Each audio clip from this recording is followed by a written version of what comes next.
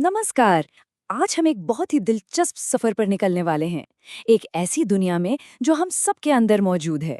हम बात करेंगे जीवन के सबसे बुनियादी, सबसे जरूरी हिस्से की, कोशिका की। ये एक पूरा का पूरा ब्रह्मांड है हमारे अंदर। तो चलिए इसके रहस्यों को परत दर परत खोलते हैं। अच्छा, इससे पहले कि हम आगे बढ़े, जरा एक सवाल पर सोचिए। जीवन का सबसे छोटा रहस्य क्या हो सकता है? मतलब ऐसी कौन सी एक चीज है जो एक बहुत बड़ी वेल में, एक ऊंचे से पेड़ में और एक छोटे से कीड़े में, सब में एक जैसी हो? इसका जवाब है कोशिका। जी हाँ, सेल। ये हर जीवित चीज की, कह सकते हैं कि बनावट और कामकाज की इकाई है। अगर और आसान भाषा में समझें तो ये जीवन की सबसे छोटी ईंट की तरह है। हर पौधा, हर जानवर, सब कुछ इन्हीं ईंटों से मिलकर बना है। तो सवाल ये उठता है कि आखिर हम कोशिका को जीवन की मूल इकाई कहते क्यों हैं? इसकी कहानी पता है, सदियों पहले शुरू हुई थी, एक बहुत ही साधारण सी खोज से, जिसने बायोलॉजी को देखने का हमारा नजरिया हमेशा के लिए बदल दिया। जरा सोचिए, साल है 1665।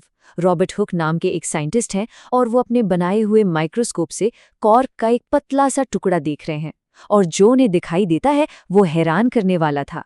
उन्हें छोटे छोटे खाली कमरों जैसे स्ट्रक्चर दिखे, बिल्कुल मधुमक्खी के छत्ते की तरह। उन्होंने इन्हें सेल नाम दिया। उन्हें शायद उस वक्त अंदाजा भी नहीं था कि उन्होंने जीवन के कितने बड़े रहस्य का दरवाजा खोल दिया है। हुक की इस खोज के बाद तो जैसे एक लहर सी आ गई। सालों की रिसर्च के बाद वैज्ञानिकों ने मिलकर एक बहुत ही जबरदस्त थ्योरी तैयार की, जिसे हम आज सेल थ्योरी या कोशिका सिद्धांत के नाम से जानते हैं। ये वो बुनियादी नियम हैं जिन पर आज की पूरी मॉडर्न बायोलॉजी टिकी हुई है। इस थ्योरी के 3 मेन पॉइंट्स हैं। पहला, कि हर जिंदा चीज कोशिकाओं से बनी है। दूसरा, कि कोशिका ही जीवन की सबसे बुनियादी, सबसे बेसिक यूनिट है। और तीसरा, जो उस समय के लिए एक बहुत बड़ी बात थी, वो ये कि नई कोशिकाएं हवा में से कहीं से भी नहीं आ जाती। वो हमेशा हमेशा पहले से मौजूद कोशिकाओं के बंटने से ही बनती हैं।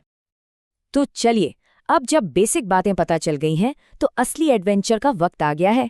तैयार हो जाइए, क्योंकि अब हम एक कोशिका के अंदर जा रहे हैं, एक हलचल भरे शहर के अंदर। देखते हैं वहां क्या क्या है। जैसे ही हम सेल के अंदर आते हैं, हम खुद को एक जेली जैसे पदार्थ में पाते हैं। इसे कहते हैं साइटोप्लाज्म। ये सिर्फ कोई खाली जगह नहीं है। सोचिए, ये उस शहर का माहौल है, उसकी सड़कें हैं जहां सारा एक्शन हो रहा है। सेल के सारे छोटे छोटे अंग, जिन्हें ऑर्गेनेल कहते हैं, वो सब यहीं तैर रहे हैं और अपना अपना काम कर रहे हैं। और हमारी नज़र सबसे पहले एक बड़ी सी गोल चीज पर पड़ती है, जो बीचों बीच है। ये है न्यूक्लियस, यानी केंद्रक। ये सेल का कंट्रोल सेंटर है, इसका ब्रेन है। समझ लीजिए, ये शहर का सिटी हॉल या हेड ऑफिस है। यहीं पर डीएनए सुरक्षित रखा होता है, वो मास्टर ब्लूप्रिंट जिसमें सेल को चलाने के सारे निर्देश लिखे होते हैं। अच्छा, किसी भी शहर को चलने के लिए एनर्जी तो चाहिए ही, है ना? तो इस सेल सिटी को अपनी पावर कहाँ से मिलती है? इसका जवाब एक बहुत ही फेमस नाम में छिपा है, जो हम सब ने स्कूल में जरूर पढ़ा होगा, कोशिका का पावर हाउस। और ये पावर हाउस है माइटोकॉन्ड्रिया। ये शहर के पावर प्लांट्स हैं जो लगातार काम करते रहते हैं। ये खाने से मिलने वाले न्यूट्रिएंट्स को एनर्जी में बदलते हैं। इस एनर्जी को एटीपी कहते हैं। आप एटीपी को सेल की करेंसी समझ सकते हैं। इसी से सेल अपने सारे काम करता है। चलिए अब शहर के इंडस्ट्रियल एरिया में चलते हैं। इसे कहते हैं एंडोप्लाज्मिक रेटिकुलम, या शॉर्ट में ईआर। इसके 2 हिस्से हैं। एक है रफ ईआर, जिसकी सतह पर छोटे छोटे राइबोसोम चिपके होते हैं। ये प्रोटीन बनाने की फैक्ट्री है। और दूसरा है स्मूथ ईआर। ये फैट यानी लिपिड बनाता है और शहर में मौजूद जहरीली चीजों को साफ करने का काम भी करता है। अब जब फैक्ट्री में प्रोटीन और फैट बन गए, तो उन्हें पैक करके सही जगह पर भेजना भी तो होगा। ये काम करता है गोल्जी तंत्र। इसे आप सेल का पोस्ट ऑफिस या कुरियर सर्विस समझ सकते हैं। ये सामान को सॉर्ट करता है, पैक करता है और फिर उसे अपनी सही मंजिल तक भेज देता है। देखिए, इतने बड़े शहर में कचरा तो जमा होगा ही। तो यहाँ पर आते हैं लाइसोसोम। ये हैं सेल की वेस्ट मैनेजमेंट और रीसाइक्लिंग टीम। ये ऐसे छोटे छोटे बैग्स हैं जिनमें बहुत पावरफुल एंजाइम भरे होते हैं। ये किसी भी खराब या टूटी फूटी चीज को तोड़कर खत्म कर देते हैं, जिससे सेल एकदम साफ सुथरा रहता है। अभी तक हमने जिस शहर की सैर की वो मोटे तौर पर एक एनिमल सेल जैसा था। लेकिन क्या सारे सेल सिटी एक जैसे होते हैं? जी नहीं।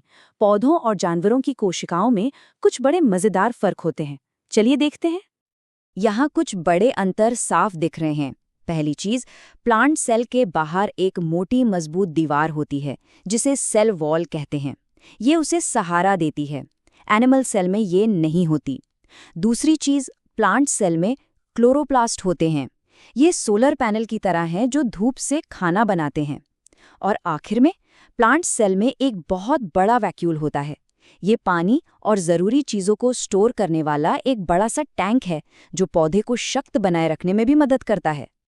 तो हमने इस सेल के अंदर की इस कमाल की दुनिया को तो देख लिया, पर असल में ये सब इतना ज़रूरी क्यों है? इस सबसे छोटी सी यूनिट का आखिर मतलब क्या है? इसे ऐसे समझिए, कोशिका सिर्फ जिंदगी का एक हिस्सा नहीं है, कोशिका ही जिंदगी है। सांस लेने से लेकर सोचने तक हर काम, हर प्रोसेस इसी छोटे से लेवल पर होता है। ये हर जीवित चीज के स्ट्रक्चर और फंक्शन का आधार है। सीधी सी बात है, सेल के बिना जिंदगी की कल्पना भी नहीं की जा सकती। चलिए आज की बात को इसी एक सवाल के साथ खत्म करते हैं। अगर एक अकेली कोशिका अपने आप में एक पूरा शहर है, तो हमारा शरीर जो खरबों कोशिकाओं से बना है, वो क्या है? शायद वो सिर्फ खरबों शहरों का एक देश नहीं, बल्कि हमारे अंदर ही मौजूद एक पूरा का पूरा आपस में जुड़ा हुआ ब्रह्मांड है। इस बारे में जरूर सोचिएगा।